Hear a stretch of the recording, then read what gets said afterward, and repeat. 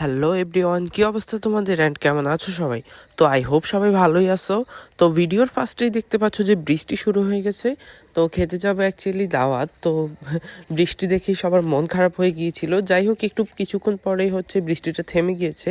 তো এরপরে রিক্সা নিয়ে আমরা চললাম দাওয়াত খেতে। তো শীতের দিনে বুঝতেই পারতেছো বৃষ্টি হলে যে আরো কতটা শীত পড়ে।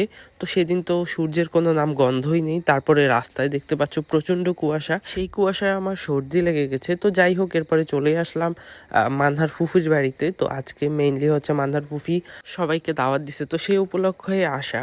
তো ফাইনালি আমরা চলেই আসলাম, আর আমাদের পিছনের গাড়িতে ছিল আমার ভাবিরা, তো তারাও চলে আসছে। আর এদিকে দেখতেই পাচ্ছ বৃষ্টিতে পথঘাট পুরো ভিজে গেছে। তো উপরে আর নিচে দুই জায়গায় প্যান্ডেল করছিল। পরে বৃষ্টির অবস্থা দেখে এই যে ছাদের প্যান্ডেলটা খুলে ফেলছে। তো এই তো দেখতেই পাচ্ছ ওনারাও চলে আসছে। যাই হোক, তো এমনিতে আমরা কোনো জায়গায় যেতে তো একটু লেট হয়ে যায়, তো আজকে আমরা তেমন লেট করি নাই। এই যে 12টার দিকে 12:30টার দিকে চলে আসছি। তো এরপরে চলেই যাচ্ছি আমরা সবাই ভেতরের দিকে। আর রাস্তার অবস্থা দেখতে পাচ্ছ যে কত পরিমাণে বৃষ্টি হয়েছে। তো এরপরে চলে আসলাম ঘরের ভিতরে। তো পুরো ঘর ভর্তি মানুষ ছিল, যেহেতু অনেক মেহমান ছিল। তো কোথাও জায়গা না পেয়ে আমরা ছাদের যে বারান্দাটা থাকে ওইখানে দাঁড়াইয়াছিলাম। তো সেখান থেকে হচ্ছে এই ক্লিপটা নেওয়া। তারপরে এখানে কিছুক্ষণ দাঁড়িয়েছিলাম, এরপরে হচ্ছে একটু ছবি তুলতেছিলাম। পরে ডাকতেছিল যে খাওয়ার জন্য, ছেলেদেরকে আগে খাইয়ে দিবে। তো এই তো আমি এসে সিটে বসে গেলাম, আর ওই যে সবাই উপরে ওয়েট করতেছে। তো দেখতেই পাচ্ছ এই যে কালা ভুনা ছিল, তারপরে মুরগির রোস্ট ছিল, স্যালাড ছিল, ডাল ছিল। মোটামুটি সবগুলো আইটেম হিসেব করতে গেলে একটা বিয়ের আইটেমের মতোই হয়ে গেছে। তো যাই হোক, এরপরে আমরা খেয়ে দিয়ে এখানে উপরে আবার চলে আসছি একটু রেস্ট করতে।